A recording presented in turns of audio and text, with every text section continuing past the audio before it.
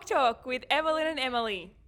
Today I want to share a bit of a quote that I read or learnt recently, and it relates to self-love. And that is, we are taught to be selfless, and we are taught that our depletion means we are doing it right. Ooh. The second part of it is, but we have it backwards. We should be the first person to put on our oxygen mask instead of helping others. Very true. So there's a few parts here that I wanted to explore. And the first of that, let's take the first half of the quote, is that we've almost taught that our constant battle and depletion and pushing to succeed and, constantly be busy and filling our time and doing things that matter, we're taught that that's the right thing to do. Mm. And the second part of that is, well, yes, everyone needs to be working towards something.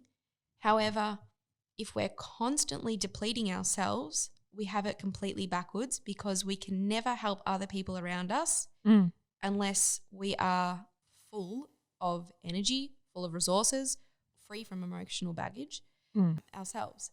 It's that old saying, if you can't pour from an empty cup, right? So I wanted to explore that a bit with you, Em. Definitely. Well, it's interesting. I came across something that's a little similar to this. It's a bit of a backwards concept as well. Came across this quote recently that said, "Don't set yourself on fire to keep others warm." Now that's a bit backwards, as in like warm yourself up and then. But I think the biggest thing is that we can't really serve others if we're not serving ourselves. I think that's the bottom line to these sorts of analogies and quotes and things about looking after yourself first. And I love the one about the oxygen mask because I think that's so true. And we definitely have it backwards. I think people underestimate what that means. Particularly, I must say, I've come into situations or heard of situations where, for example, mums and dads are running around ragged trying to keep up with their jobs, keep a roof over their head. And the last thing that they actually look after is themselves as a person. And it's a treat to go out for a date night once a month and get the babysitter in.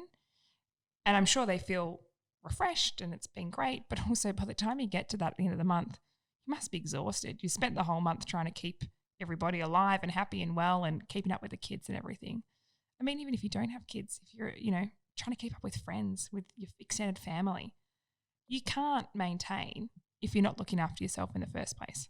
And I think social media has a little bit, not to blame, but it is exacerbated through social media in the instance where all we see particularly on, and I'm a little bit guilty of it too. I'm posting things on social media that show that I am busy and that I've got meetings and I've got appointments and I'm at the office late and I'm doing this and I'm doing that. Those are the kind of things that all businesses are portraying on social media, but it doesn't give you a holistic perspective of that person's life. We shouldn't be celebrating the fact that these people potentially have no life. It's putting busyness on a pedestal, I think. That's the exact way to put it. Yeah. And it's interesting when you say about social media as well. I'm guilty of it. 100%. I always put up here, there and everywhere. It's like, oh, you're so busy. I do have downtime. I just don't really share it. Yeah. And I think a lot of people can be guilty of that, displaying what their life is, but not necessarily every single bit of it. And it can give a false perception of what's actually going on. I'm sure people are busy. And Absolutely. I am busy. Yeah. But you also got to make downtime.